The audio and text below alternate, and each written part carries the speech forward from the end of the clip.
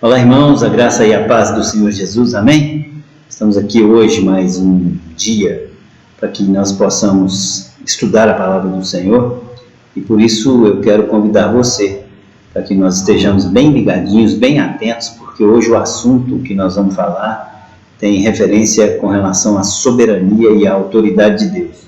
Nós estamos vivendo tempos aí e são tempos em que muitas pessoas estão vivendo com tristeza, com dor porque está perdendo as outras pessoas, com separação. Tem pessoas que estão perdendo aí do seu convívio aí, muitas pessoas que estiveram aí, fizeram parte do seu convívio, né? Eu particularmente perdi aí um amigo de infância. Então algo que se a gente não estiver atento com relação a essa questão da soberania do Senhor, a gente não consegue levar a coisa adiante com paz no coração. A gente acaba se desesperando, acaba entrando em ansiedade, acaba começando a fazer perguntas para Deus, o que na verdade nós não devemos fazer. Por quê? Porque nós temos que entender que Deus é controlador de todas as coisas, Deus é soberano em todas as coisas, e por isso nós vamos estudar sobre esse assunto hoje. Amém? Então feche seus olhos, vamos orar para que nós tenhamos aí uma boa noite, um bom rendimento com relação a tudo aquilo que nós vamos falar, que Deus vai falar no nosso coração nessa noite. Deus, em nome de Jesus, seja o Senhor o dono dessa noite, seja o Senhor o dono da Tua palavra, seja o Senhor o dono de tudo aquilo que vai acontecer, porque nós reconhecemos, Senhor Deus, no Senhor a sabedoria, a soberania do Senhor. Além disso, também reconhecemos a Tua autoridade, e por isso, Deus, em nome de Jesus, nos ensina para que nós consigamos, ó Deus, ver tudo aquilo que o Senhor está fazendo e que tudo está no seu controle. Pai, em nome de Jesus, abençoa cada pessoa que está nos ouvindo, abençoa, Senhor Deus, cada pessoa que vai receber essa palavra, abençoa, Senhor Deus, cada lar, leva para eles, Senhor Deus, cobertura em todas as necessidades deles. Deus, em nome de Jesus, que o Espírito de todos nós possa descansar em paz, porque o Senhor está conosco e nós sabemos, ó Deus, que em tempos de crise, ainda assim o Senhor está conosco. E o Senhor tem provado isso, o Senhor tem mostrado isso para cada um de nós. Por isso, Deus, as experiências que nós temos vivido com o Senhor têm nos ajudado a ter essa certeza de que o Senhor cuida de nós em todos os tempos. Por isso, Senhor Deus, fala conosco nessa noite, é o que nós te pedimos em nome de Jesus Cristo. Amém, amém e amém.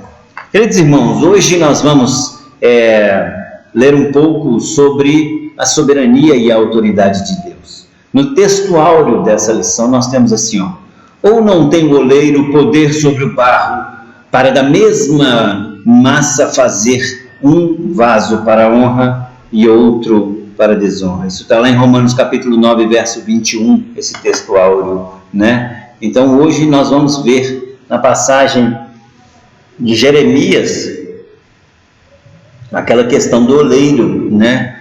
E nós vamos começar a perceber aí que Deus, Ele nos trata exatamente como está naquela passagem aí, né? É verdade prática. Em sua inquestionável soberania, Deus trata as suas criaturas como bem lhe aprouver. Submetamo-nos, pois, à sua perfeita e infinita e sábia vontade. Amém? Então, como leitura diária, isso foi a verdade prática que nós lemos. Como leitura diária, nós vamos ler hoje, segunda-feira, a leitura de segunda-feira, Salmos capítulo 2, verso 9. Salmo capítulo 2, verso 9, a gente vai ver da seguinte forma: Tu as quebrarás com varas de ferro e as despedaçarás como a um vaso de barro. Isso mostra que um oleiro, ele tem poder sobre o vaso que ele constrói. Isso mostra que um oleiro, ele constrói e reconstrói, ele constrói e destrói, ele constrói e faz de novo, para que nós possamos ao ser refeitos, a gente venha da forma que o oleiro quer, né? Então a gente já começa a perceber que o que nós vamos estudar hoje é o oleiro transformando o vaso, né? Nós já vimos aí que ele fala que uns serão para para vaso de desonra e outro para vaso de honra. Qual que é esse que você quer ser? Qual é esse que você quer participar? Como é que você quer ser usado? Você quer ser usado para vaso de honra?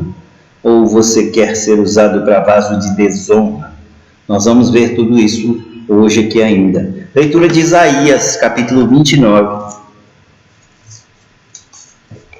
Isaías, capítulo 29. Nós vamos ler o verso 16. Isaías 29, 16. Você que gosta de acompanhar aí a palavra do Senhor, ela nos mostra o seguinte versículo. Isaías capítulo 29, verso 16, leitura da terça-feira, diz da seguinte forma: vocês viram as coisas pelo avesso, como se fosse possível imaginar que o oleiro é igual ao barro. Acaso o objeto formado pode dizer àquele que o formou: ele me fez? E o vaso poderá dizer ao oleiro: ele nada sabe? Gente, quem faz o vaso jamais pode ser questionado pelo vaso. Ô, irmão, eu sou vaso, você é vaso.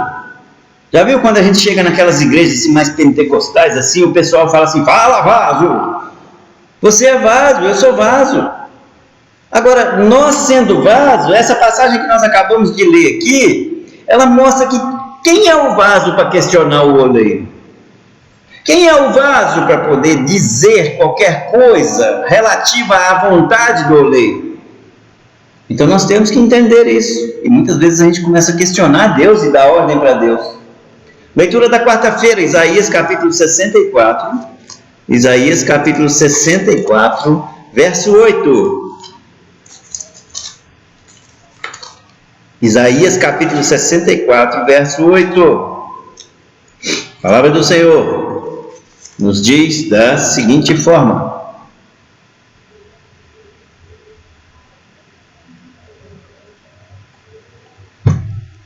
contudo, Senhor, Tu és o nosso Pai. Nós somos o barro, Tu és o oleiro. Todos nós somos obra das Tuas mãos. Olha que bacana. Aí já não é mais o vaso questionando a vontade do oleiro, já é agora o vaso reconhecendo que o oleiro é senhor dele, reconhecendo que o oleiro imputa nele a vontade desse oleiro. Então esse reconhecimento é exatamente o que Deus espera de mim e de você. Leitura da quinta-feira, Jeremias capítulo 18, verso 2. Jeremias capítulo 18, verso 2. A palavra do Senhor nos mostra em Jeremias capítulo 18, verso 2, o seguinte versículo: vá à casa do oleiro e ali você ouvirá a minha mensagem. Irmãos, nós estamos na casa do oleiro nesse momento. Nós estamos na casa do oleiro para ouvir a mensagem que o oleiro tem para mim e para você.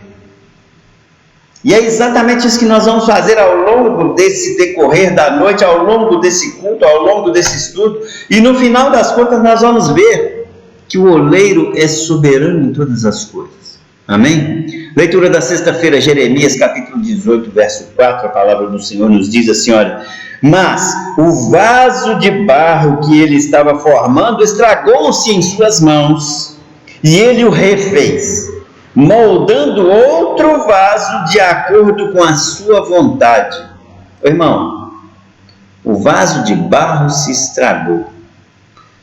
E aí ele desmancha tudo aquilo, ele não dá continuidade àquilo que está imperfeito aos seus olhos. Ele desmancha tudo aquilo, faz virar uma bola de argila de novo, e aí ele começa a refazer, dando a forma que ele quer que seja. Isso mostra a paciência que um oleiro tem. Isso mostra que quando Deus vê que eu não estou agindo de acordo com Ele, Ele me dá uma quebrada, Ele me dá uma levada para alguma situação onde eu, na verdade, tenho que reconhecer que eu devo ser refeito. E quando eu sou refeito, automaticamente eu estou sendo refeito pelo oleiro e de acordo com a vontade dele. E é exatamente isso que tem acontecido, pelo menos na minha vida. Jeremias capítulo 19, versículo 11.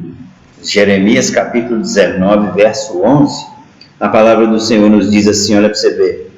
E diga-lhes, assim diz o Senhor dos Exércitos, assim como se quebra um vaso de oleiro que não pode ser mais restaurado, quebrarei este povo e esta cidade, e os mortos em Tofete serão sepultados, até que não haja mais lugar. Aí é o oleiro que diz a respeito da sua ira, quando o vaso não está mais atendendo. Quebra-se aquele vaso e imputa nele a sua ira. Esse sim é o vaso da desonra, aquele vaso que já não atende mais à vontade do oleiro. Amém? Vamos pegar a leitura bíblica de Jeremias capítulo 18, do verso 1 até o 10. Jeremias capítulo 18, verso 1 até o 10. Nós estávamos aí pertinho, né? A palavra do Senhor nos diz da seguinte forma. A palavra do Senhor que veio a Jeremias dizendo: levanta-te e desce à casa do oleiro, e lá te farei ouvir as minhas palavras. E desci à casa do oleiro, e eis que estava fazendo a sua obra sobre as rodas. Como um vaso que ele fazia de barro se quebrou na mão do oleiro, tornou a fazer dele outro vaso, conforme o que pareceu bem aos seus olhos fazer. Então veio a mim a palavra do Senhor dizendo: não poderei eu fazer de vós como fez esse oleiro, ó casa de Israel? Diz o Senhor: eis que, como o barro na mão do oleiro, assim sois vós na minha mão, ó casa de Israel. No momento em que eu falar contra a nação e contra um reino para arrancar e para derrubar e para destruir, se tal nação contra a qual falar se converter da sua maldade, também eu me arrependerei do mal que pensava em me fazer. E no momento em que eu falar de uma gente e de um reino para edificar e para plantar, e se ele fizer o mal diante dos meus olhos, não dando ouvidos à minha voz, então me arrependerei do bem que tinha dito que lhe faria. Olha para vocês verem. Ô, irmãos, Deus ele se arrepende. Aqui a palavra diz, era Deus falando para Jeremias. Deus se arrepende quando ele vê que a gente sai da conduta que ele esperava que nós tivéssemos. Porque ele preparou para mim e para você um monte de bênçãos. Mas quando ele prepara para mim um monte de bênçãos, ele preparou primeiro eu e você para que nós pudéssemos edificar, para que nós pudéssemos plantar, para que nós pudéssemos dar bons frutos, para que nós pudéssemos fazer coisas boas. E a partir do momento que a gente não faz isso, Deus se arrepende de ter preparado as bênçãos para mim e para você. A palavra está dizendo. Mas se a gente se converter dos maus caminhos e voltar novamente para Deus, é claro, nós não vamos. Nós lemos aqui em dos dias aqui, Deus não dá continuidade naquele vaso, ele quebra e recomeça. Deus ele vai me permitir viver as consequências do meu pecado e do seu pecado aí, né? Cada um de nós vai viver as consequências do pecado. Mas se nós, ao vivermos a consequência do pecado, nos convertermos verdadeiramente, Deus ele quebrou a gente ali. Lembra daquela história de se não vem por bem, vem por mal? Deus ele chamou a gente para o bem, pelo bem e tal, mas assim você não quis, ele quer chamar você, ele quer você, você já está escolhido, e aí ele deixa você, ele quebra você de novo, aí a hora que está reconstruindo, você se converte, e ele vai reconstruindo você de acordo com a vontade dele. Amém? É exatamente isso que o nosso oleiro, Deus, faz comigo e com você. Como introdução a esse estudo, nós podemos dizer da seguinte forma: a soberania de Deus, a autoridade inquestionável que ele exerce sobre todas as coisas criadas no céu e na terra. O capítulo 18 de Jeremias é conhecido como a parábola da soberania de Deus. Ele mostra que Deus, conquanto absoluto e inquestionável, não é arbitrário. Suas ações acham-se baseadas em suas bondades e perfeições. Olha que ele diz: desçamos à casa do oleiro. E aqui, em meio às ferramentas do ofício do oleiro, a gente vai conhecer a soberana vontade de Deus, de acordo com o que Ele quer, que Ele tem planejado para Israel, para os gentios e até para todas as pessoas que amam a Deus. Então vamos lá. O que significa a visita à casa do oleiro, né? A visita à casa do oleiro significa o seguinte: naquela época, aquela casa do oleiro se achava localizada provavelmente lá no extremo sul de Jerusalém, né? Ali perto das cercanias da Porta do Oleiro e do Vale dos Filhos de Inom. Nesse logradouro, ou seja, nessa ruazinha, tinham vários oleiros que desempenhavam as suas atividades de construção de vasos, de argila, de barro, né? E aí eles desenvolviam essas atividades e coletivamente eles defendiam os seus interesses. É como se tivesse um sindicato dos oleiros. Então eles defendiam seus interesses, ou seja, qual era o interesse maior do oleiro, né? Ele queria vender aquele produto que ele construía, né? E para ele vender aquele produto que ele construía, ele fazia o quê? Ele tinha que fazer algo mais perfeito que ele conseguisse, né? Algo que atraísse os olhos de um comprador que queria realmente um vaso, digamos que diferente, um vaso bem feito, bem acabado, né? Então ali naquele Vale de Inom ali, tinha ali, vamos dizer, essa regiãozinha onde todos os oleiros trabalhavam. Só para você entender mais ou menos, por exemplo, se a gente for a São Paulo e quiser comprar produtos eletrônicos, existe uma região lá que a gente chama de região de Santa Efigênia, né? Lá a gente consegue comprar só produtos eletrônicos.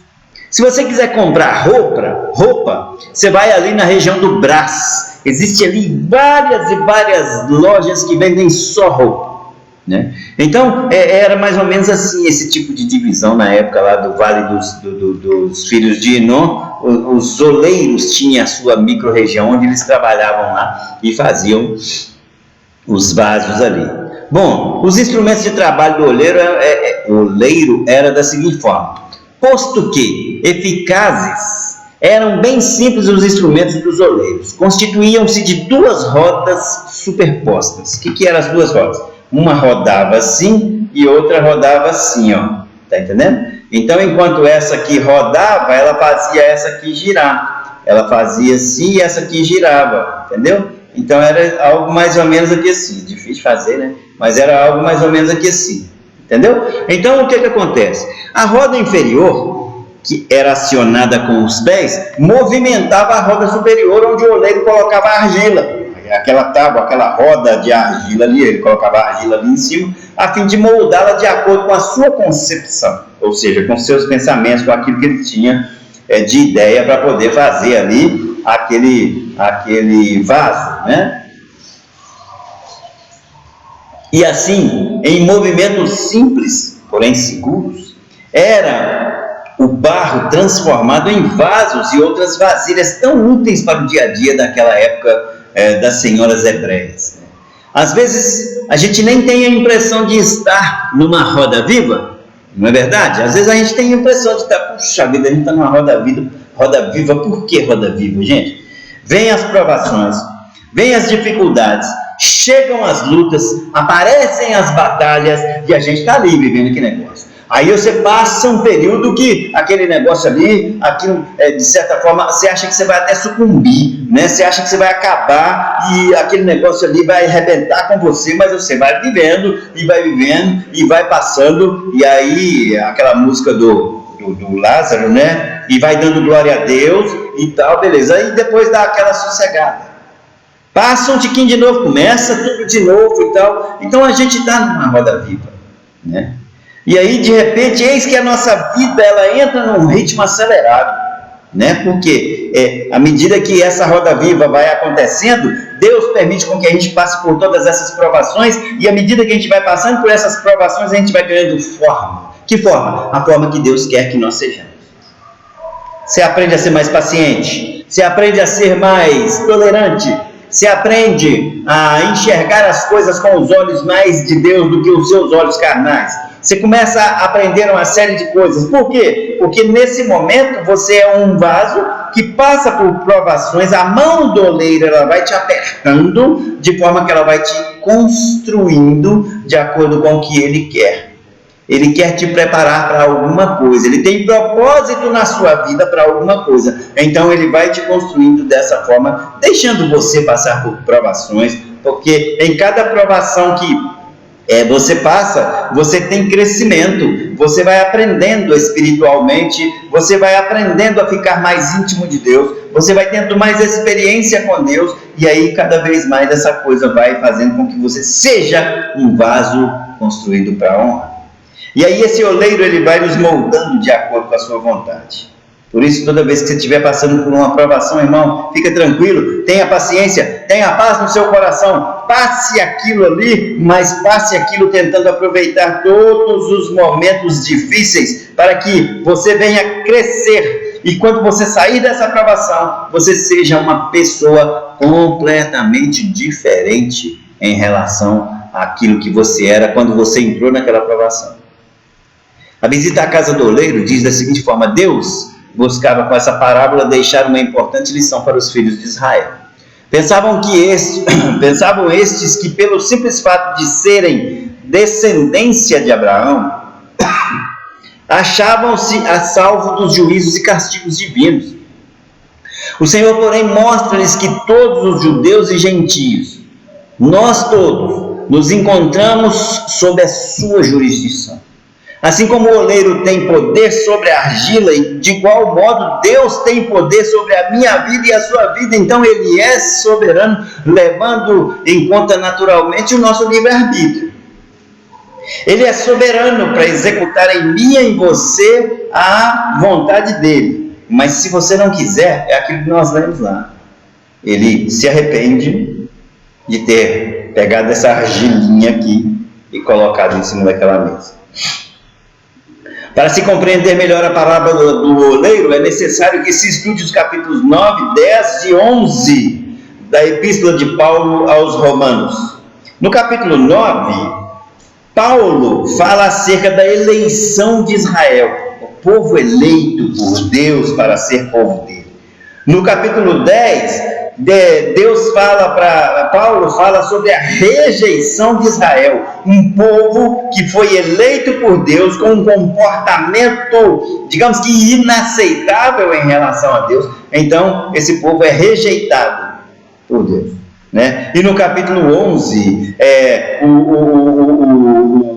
Paulo fala para os romanos sobre a reconciliação de Israel com a vinda do Messias. Então, o que acontece? Dessa forma, a gente consegue perceber que existe a eleição de Deus do seu povo. Eu sou eleito, você é eleito por Deus, todos nós que estamos na presença do Senhor, nós fomos eleitos por Deus. Mas a nossa rebeldia, o nosso olhar para a carne, vamos dizer assim, o nosso pecado nos torna rejeitados, porque Deus ele não habita com o pecado. Deus ele não aceita o pecado.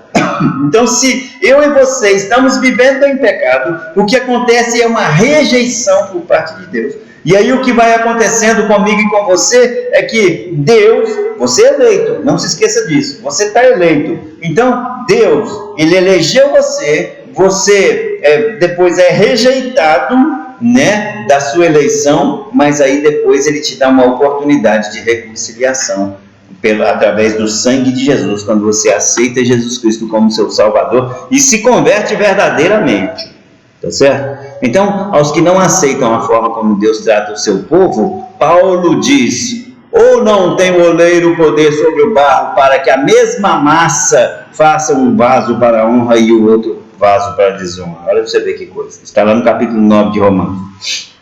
A soberania de Deus Bom, a definição de soberania de Deus é a autoridade inquestionável que Ele exerce sobre todas as coisas criadas no céu e na terra e de tudo que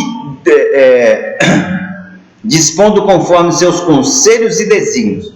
Sua soberania está baseada na onipotência, na onipresença e na sua onisciência. Deus é absoluto, Deus é necessário. Todos nós precisamos de Deus para existir. Sem Ele não há vida nem movimento.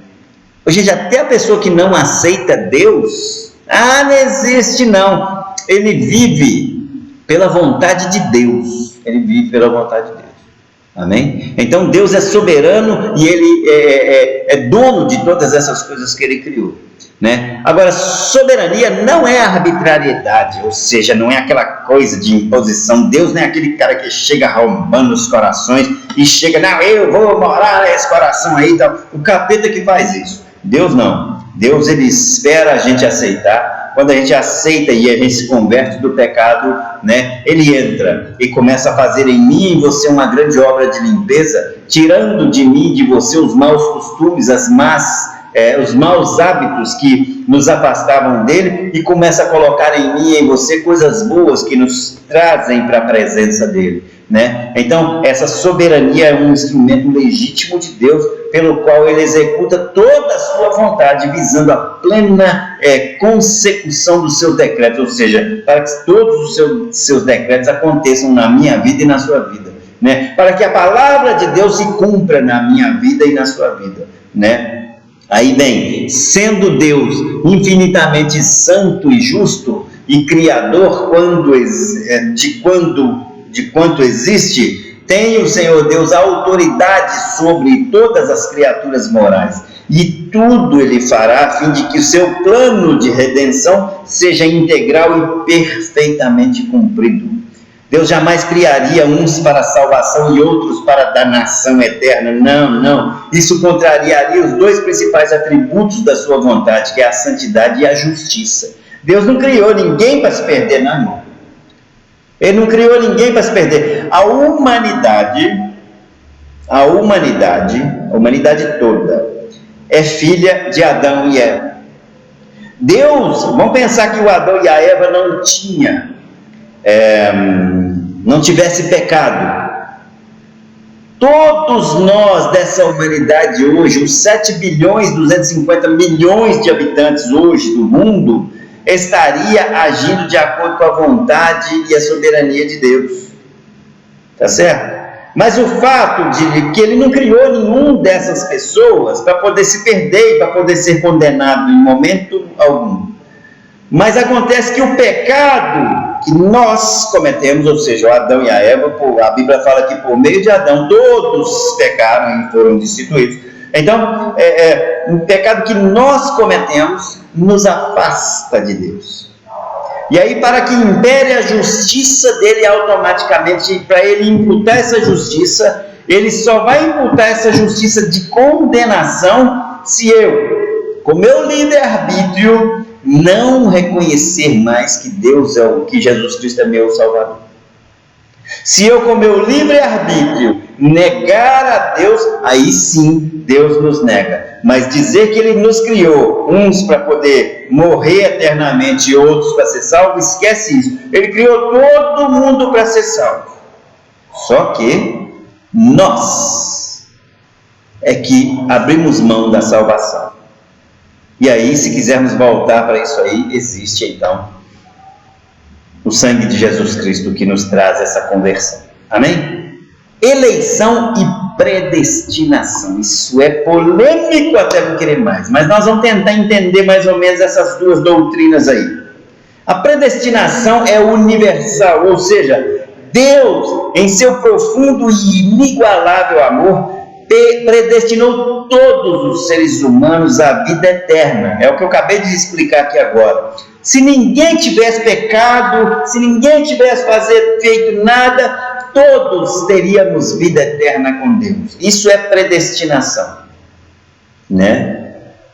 Mas ninguém é chamado à vida para ser lançado no lago de fogo. Ninguém nasceu para ir direto para o inferno.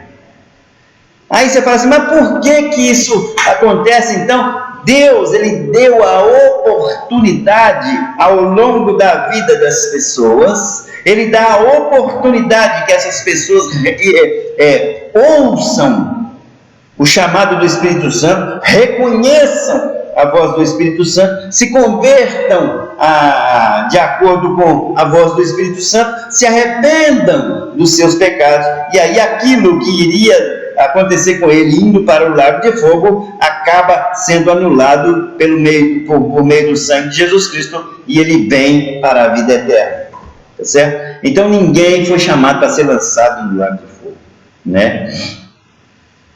Mas Jesus Cristo acentuou, ele deixou bem claro que o lago de fogo ele foi preparado para o diabo e para os seus anjos, né? Agora, o fato do homem ser predestinado para a vida eterna não garante que ele já tenha a posse compulsória. Compulsória, gente, é obrigatório, né? Não garante que ele já vai obrigatoriamente para a vida eterna. Não. É necessário que ele creia no Evangelho, que ele aceite Jesus Cristo como Salvador. É necessário que ele persevere em seguir Jesus. É necessário que ele seja... que ele mostre que ele realmente foi eleito por Deus. Gente, não adianta falar assim, porque se parar para pensar, até o cara mais cruel desse mundo, vamos pensar Hitler, vamos pensar assim, até hoje na questão da humanidade, Hitler foi um dos caras mais cruéis que nós conhecemos aí, né? Então, beleza. Será que ele foi para o céu? Não sei, eu não quero falar sobre isso não. Eu só quero te dizer, aos olhos e com o conhecimento que nós temos, ele foi um cara muito mau. Ele agiu muito mais de acordo com a vontade de Satanás do que de acordo com a vontade de Deus. Hitler foi criado para ir para o inferno? Não. Hitler foi criado para ir para o céu.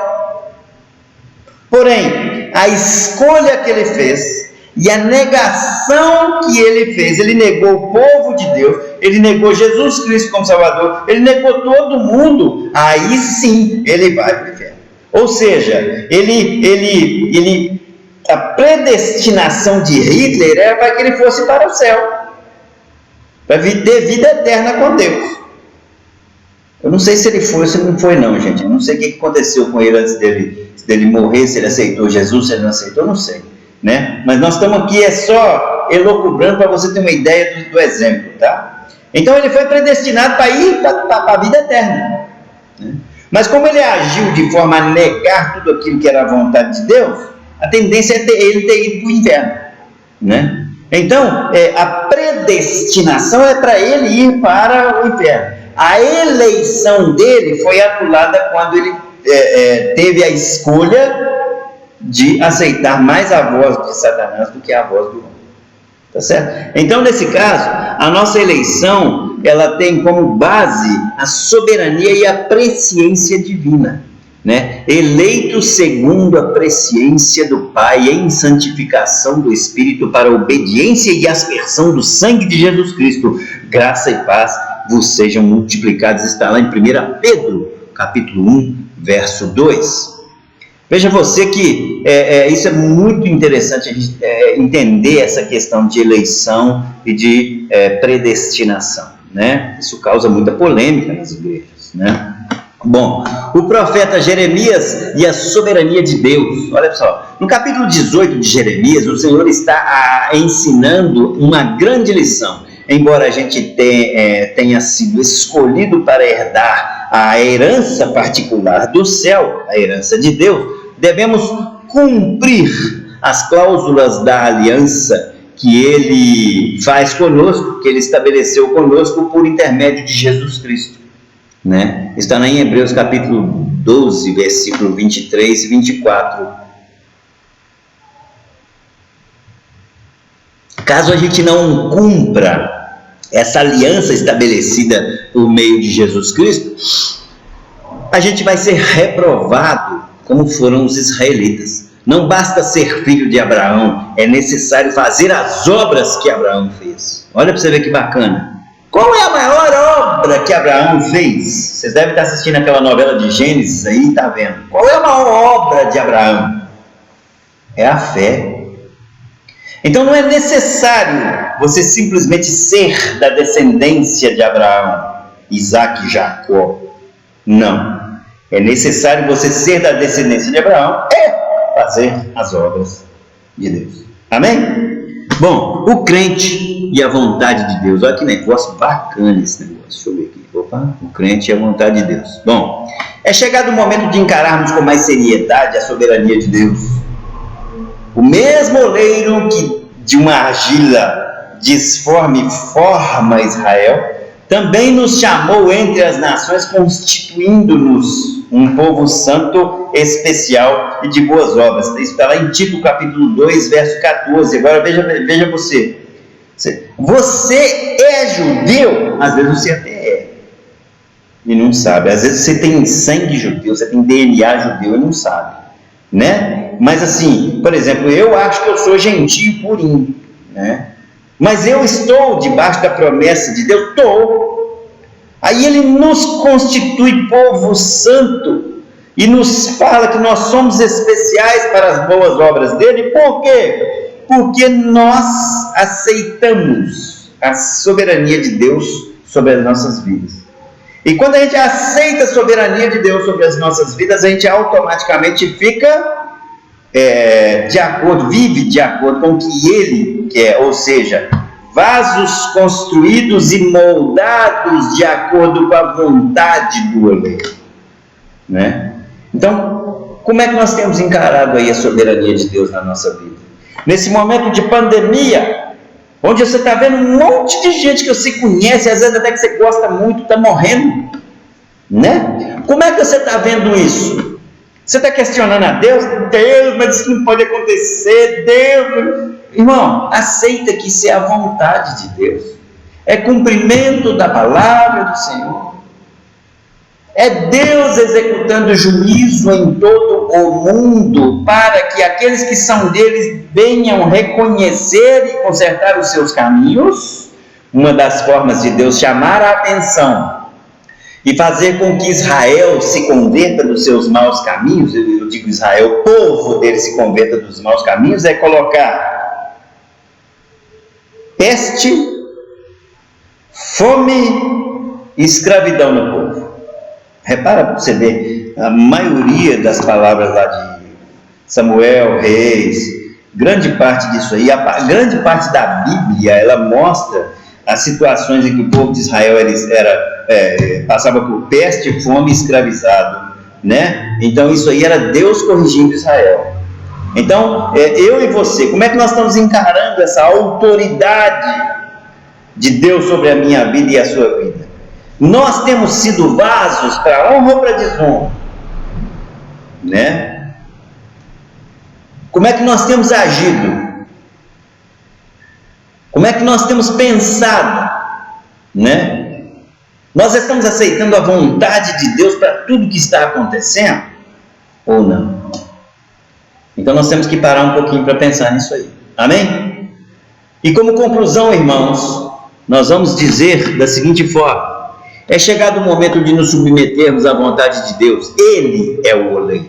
Nós somos apenas o barro. Nós somos apenas a argila. Se você pensar dessa forma, a vida fica mais fácil para você. Se você pensar dessa forma, você fica mais submisso à vontade de Deus. Se você pensar dessa forma, você vai ser mais usado como canal de bênção na mão de Deus, porque Ele vai moldar você e fazer você ser usado para aquilo que Ele te construiu para fazer. Amém? Então isso é muito interessante. Então, de acordo com a soberania de Deus, né, Ele está trabalhando nas nossas vidas, né? Aquela história de um sendo para vasos de honra e outros de desonra, que está lá em 2 Timóteo capítulo 9, versículo 20 também, né? Nós falamos que está lá em Romanos capítulo 9, verso 21, e agora 2 Timóteo capítulo 2, verso 20, né? A palavra diz o seguinte: olha, nós devemos submeter a vontade de Deus, a fim de que Ele, né, dentro daquilo que Ele acha que é conforme fazer comigo e com você, opere abundantemente na minha vida e na sua vida. Que nós sejamos vasos para a honra, Que nós sejamos vasos que, quando formos usados, a gente leve algo agradável para aquele que está nos comandando. Que nós sejamos vasos que vão sempre fazer com que o oleiro tenha orgulho de ter nos construído. Eu sei que é difícil. Eu sei que nós temos muita dificuldade em ser esses vasos, porque pecamos todos os dias. Mas Deus não quer uma pessoa que simplesmente peque. Deus quer uma pessoa que tenha fé, assim como era a fé de Abraão. Deus quer uma pessoa que, com a fé que tem, saiba que erra, que é pequeno, que é uma argila, que é um barro, mas que aceita que o oleiro venha te destruir e te reconstruir a cada vez que você desagradar. Aceite isso. A paz de Cristo, ela invade o nosso coração quando nós aceitamos a soberania de Deus nas nossas vidas e aceitamos que tudo que está acontecendo está sob o controle dele. Não se desespere com os resultados da pandemia. Não se desespere com absolutamente nada, porque Deus, o nosso oleiro, Ele é comigo e é com você. Amém? Vamos orar? Deus, em nome de Jesus, eu quero agradecer ao Senhor por tudo que o Senhor falou conosco nessa noite. Eu quero, Deus, pedir ao Senhor que verdadeiramente, se o Senhor achar que nós estamos falhando em alguma coisa, nos destrua para que o Senhor possa reconstruir. Porque o que nós queremos é ser moldados como vasos de barro na mão do Senhor para que sejamos vasos de honra. Então, Deus, em nome de Jesus, que o Senhor sempre seja o oleiro das nossas vidas. Que o Senhor sempre seja o oleiro que vai verdadeiramente nos colocar em nós aquilo que o Senhor espera de nós. Colocar em nós o seu pensamento. Colocar em nós a sua vontade. Colocar em nós a sua forma. Colocar em nós, quanto mais a gente conseguir, o Senhor conseguir colocar em nós a sua perfeição. Que o Senhor possa nos usar como vasos para a honra, que o Senhor possa nos usar como vasos que vão estar sempre fazendo algo que seja agradável, porque o Senhor nos criou para sermos agradáveis. Então, Pai, em nome de Jesus, que todas as pessoas que ouvem essa palavra agora possam reconhecer a sua soberania e a sua autoridade sobre as nossas vidas. Que possam, Senhor Deus, se render na tua roda viva, aquela roda como ferramenta de oleiro, que possamos nos render como argilas e que possamos pedir ao Senhor que nos reconstrua mesmo, Senhor Deus. Porque quando sabemos que o Senhor está nos reconstruindo, automaticamente está sendo colocado em nós a tua vontade. E aí sim, nós como povo eleito, estaremos fazendo aquilo que realmente o Senhor espera que nós façamos. Senhor, em nome de Jesus, que o Senhor possa abençoar cada vida que ouviu essa palavra. Que o Senhor possa abençoar cada lar que está agora, nesse momento, ouvindo essa palavra. E aqueles que vão ouvir ainda. Que todos nós possamos reconhecer o Senhor como o Senhor soberano das nossas vidas. Pai, muito obrigado por tudo que o Senhor fez conosco nessa noite. E é o que nós te agradecemos, em nome de Jesus Cristo. Amém, amém e amém. Querido irmão, eu quero dizer para você que não se esqueça que no dia 16 nós estaremos retornando às nossas reuniões aqui no templo. Amém? Nós vamos passar para vocês aí alguns avisos, algumas instruções, na verdade, algo que nós vamos fazer muito referente ao protocolo que nós estamos seguindo, mas que você possa se alegrar, venha com alegria, com motivação. Cuidado, não venha com aquela motivação de que vai abraçar todo mundo e não. Venha com a motivação para servir ao Senhor Jesus, venha com a motivação, com a alegria para poder rever os irmãos, mas se lembre que você não pode abraçar, se lembre que você, quanto mais, digamos que longe você ficar dos irmãos, melhor. Nós vamos tentar proporcionar isso aqui no ambiente que nós vamos refazer aqui para seguir os protocolos, mas procure lembrar disso, porque nós temos a mania, temos a vontade, inclusive, de chegar e abraçar e tocar nas pessoas. O povo brasileiro é assim mesmo, é normal, mas infelizmente nós não vamos poder. Mas mesmo assim, venha com muita alegria, tá? Venha com alegria, porque nós vamos servir ao Senhor Deus numa congregação santa, numa congregação de união, aquilo que a Bíblia pede de mim e de você, uma congregação de união com os irmãos, né? Como é bom estar unido com os irmãos, né? E é exatamente isso que nós sentimos, amém? Que nós possamos nos preparar para essa grande celebração de volta que nós teremos no dia 16, em nome de Jesus Cristo. Fiquem com Deus, nós amamos vocês, nós estamos nos preparando para esperar vocês e que todos nós possamos, com muita alegria, botar em prática tudo que nós temos aprendido até então. Deus abençoe cada um de vocês, em nome de Jesus Cristo. Amém.